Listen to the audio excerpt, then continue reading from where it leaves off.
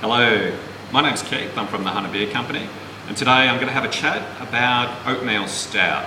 And I'm pouring an Oatmeal Stout as we speak. We'll come back to that beer in a couple of moments. What makes a stout a stout? What makes a stout is this stuff here.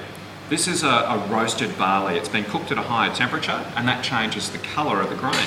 And that's how we get a dark beer. We use some dark malt and put it into the beer. It'll give it a dark colour, and it also changes the flavour of the beer as well. The dark flavours, that roast flavour that you get in a stout, comes because we're using roasted barley. There'll be roast flavours, licorice maybe, some road tar character if you want, or a little bit of coffee or mocha or chocolate even.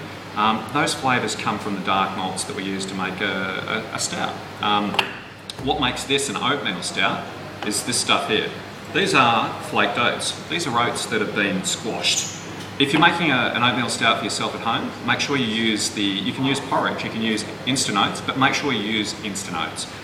If you use old-fashioned porridge, the temperature becomes a great concern. So make sure you're using instant oats because they've been fully gelatinised, and that just means that we can get into inside the little grain bits themselves, inside the little bits where all the goodness is.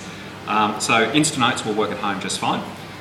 We use about 10% of flaked oats when we make the oatmeal stout, and 10% is about right.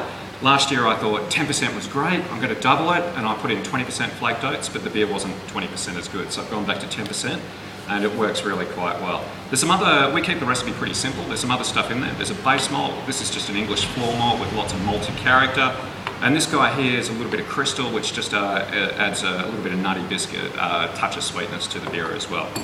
Our oatmeal stout is called Three Bears, because Three Bears, flaked oats, porridge, Goldilocks, Three Bears. And it's delicious. The first thing I really notice is that big creamy smoothness up front, and that's all about the flaked oats, which is what an oatmeal stout's all about. It's got a little bit of roast in there, there is a little bit of licorice hiding in there, and then it just blends into a nutty touch of coffee, touch of chocolate, but it makes for an easy drinking stout. It's at the very much at the easy drinking end of the spectrum.